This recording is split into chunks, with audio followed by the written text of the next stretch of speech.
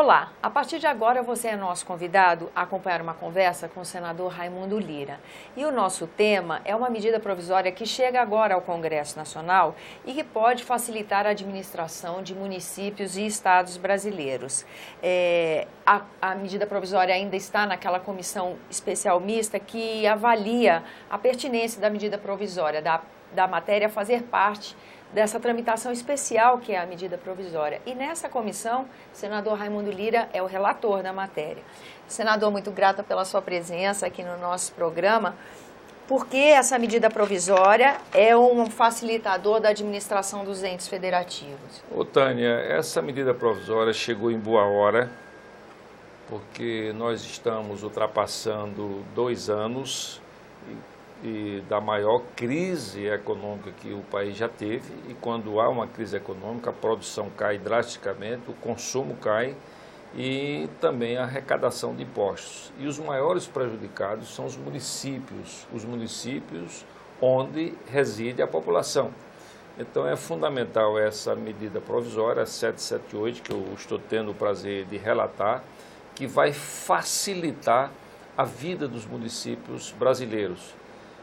Sobretudo naquilo que pesa mais as suas dívidas, que é exatamente as contribuições previdenciárias. Então, vai ter um parcelamento dos municípios, os estados e a própria União vai ter o direito de parcelar essas dívidas em 200 vezes. A entrada é de apenas 2,4%, que poderá ser dividido em 6 parcelas também, e a partir daí tem mais 194 parcelas de divisão, com a redução de 25% nas multas e uma redução de 80% nos juros a serem cobrados. É uma linha de crédito especial, né? Exatamente, facilitada. Facilitada. Então, eu já fiz a planilha de alguns municípios, por exemplo, um município que está tendo um sacrifício muito grande, um município pequeno que paga 80, 90 mil reais de parcelamento das dívidas previdenciárias, essa dívida poderá cair para 18, 19%, ou 18, 19 mil reais, o que representará um grande alívio para a administração municipal. E na condição de relator, eu ainda vou analisar de uma forma bem detalhada, conversando também com a Receita Federal, para ver se a gente ainda pode melhorar e fazer algumas adaptações para aperfeiçoar essa medida provisória. De qualquer forma, isso significa o saneamento das contas para que possa haver investimento em política pública? Exatamente, porque para um município assinar um convênio com o Ministério, ele precisa de ter as suas certidões, todas elas regularizadas, da mesma forma que uma empresa privada. Não é? E o INSS, ou seja, as contribuições sociais, as contribuições previdenciárias, têm sido o maior peso e a maior dificuldade para o gerenciamento desse saneamento financeiro dos municípios. Senador, isso é mais um indicativo de que a reforma da Previdência é uma necessidade?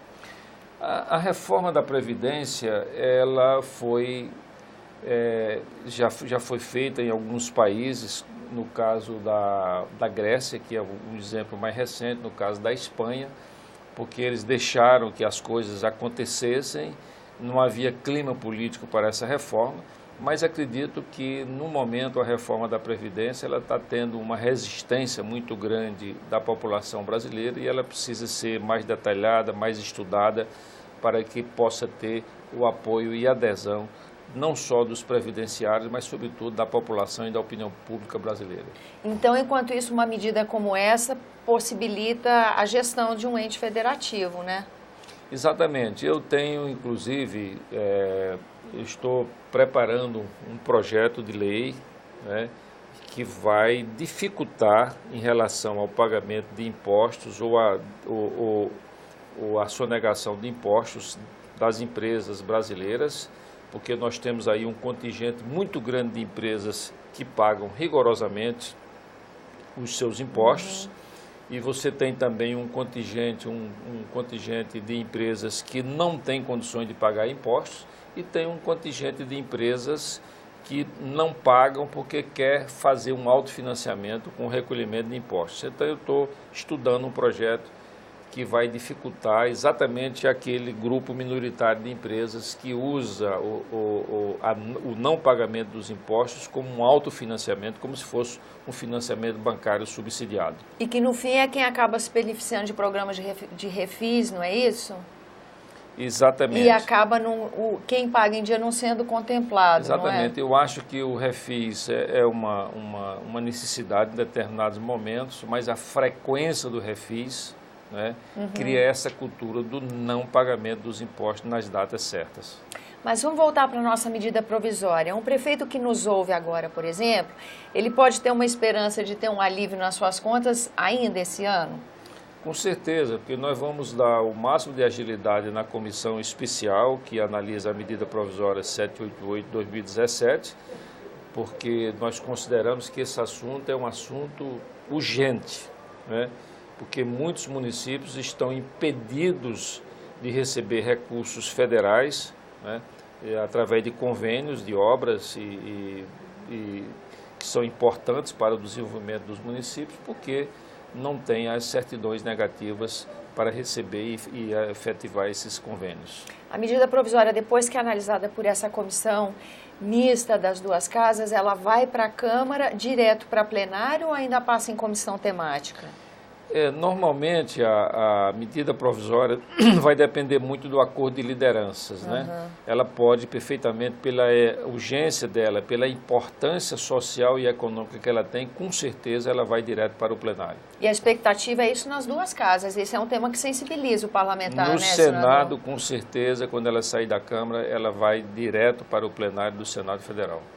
Mas, como o senhor disse, pela sua relatoria, ainda há novas possibilidades de facilitação para governadores e prefeitos, né, até mesmo para a União. Eu vou analisar com muito critério, com muito cuidado, porque nós temos que ver também, ouvir também a opinião da Receita Federal, né, porque nós não podemos também criar conflitos, né, que não são importantes para o nosso país. Então, nós queremos resolver, de um lado, a situação em que se encontram os municípios brasileiros e também os estados, mas queremos também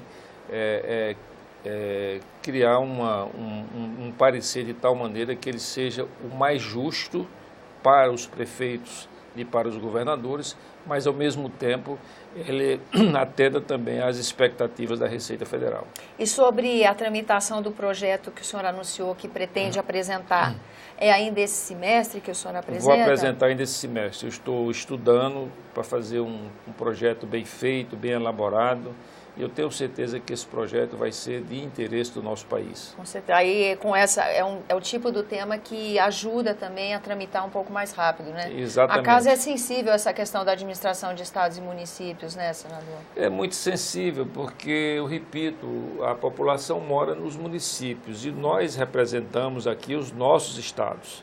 Então, essa casa é muito sensível às questões que são estaduais, municipais e regionais, porque principalmente aqui os senadores do Nordeste têm um carinho muito grande pelo Nordeste brasileiro, da mesma forma que os senadores que representam outras regiões também defendem as suas regiões. Mas, basicamente, nós defendemos, em primeiro lugar, o município e, em segundo lugar, o Estado.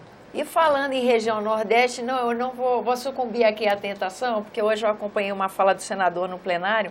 Também tem projeto da sua autoria que vai ajudar a regulamentar a vaquejada, não é isso? Exatamente. Porque esse é um tema também sensível no Nordeste, né, senador?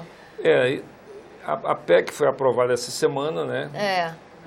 Ou melhor, a PEC foi promulgada essa semana, né? E o que é que acontece? Então, ela precisa agora de uma regulamentação. Quem fizer vaquejada agora já está se sentindo respaldado de uma forma legal, porque pode entrar com uma liminar mesmo antes da regulamentação e todo juiz, todo tribunal, com certeza vai aprovar a execução da vaquejada. Mas nós precisamos regulamentar, porque há uma expectativa da população brasileira, né? E daquelas associações de proteção aos animais, de que a vaquejada tem que ser regulamentada de tal maneira que não haja sofrimento por parte dos animais, né? Então, seja o uso o mais moderno possível, que quando eu falo em moderno, são exatamente essas novas demandas da sociedade, que há um respeito muito grande pelos animais, né? E eu tenho o projeto 377, que está tramitando na Comissão de Educação, o relator é o senador José Agripino, e que ela poderá servir de base, né, para a regulamentação regulamentação das vaquejadas. E no momento, voltando ao passado, quando o Supremo Tribunal Federal, analisando um projeto de regulamentação do estado do Ceará, acabou com a vaquejada, né? Quer dizer, extinguiu a possibilidade de ter vaquejada.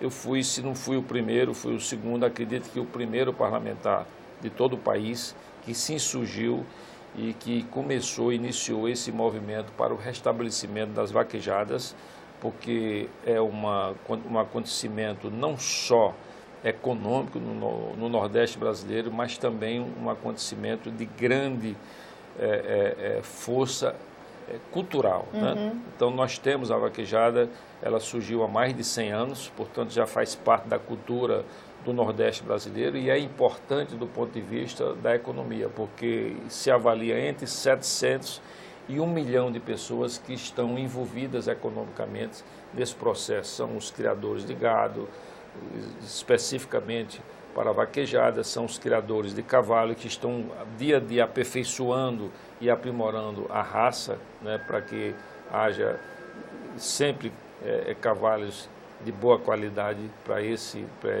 com esse objetivo, né?